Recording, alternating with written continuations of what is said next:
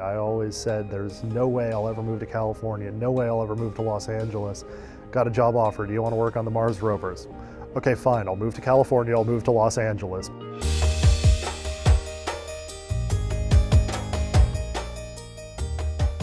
I was an undergraduate, and I was actually working at Marshall Space Flight Center when Pathfinder landed.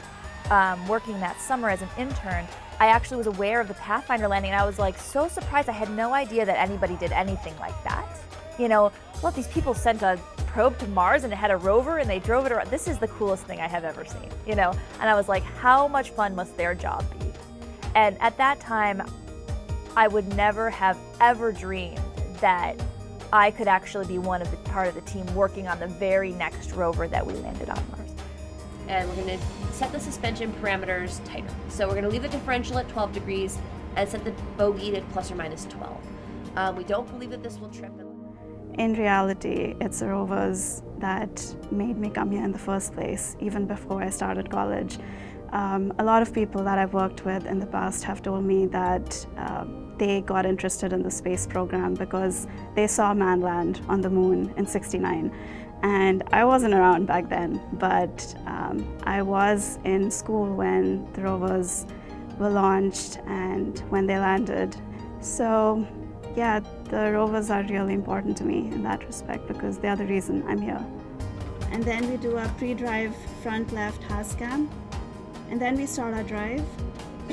When they were landing, I had actually about 3 semesters left in my undergraduate career. Didn't think I'd ever be working on them because, well, they were supposed to die before I finished up my junior year.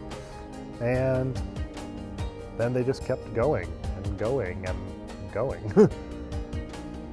You know, being a new student out of college, coming to work on this mission, I was very optimistic. You know, I always believed that it was going to work. Against all odds, we were going to make it work, you know, and of course at times it hits me, makes me very emotional. You can see me in some of the landing footage. I think I'm hyperventilating on screen when we first saw the images come down from Mars. It was so monumental to see the vastness of what we were doing.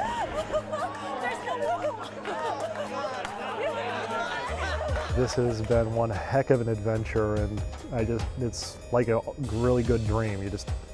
I never thought I'd be doing it, but I wouldn't trade it for anything.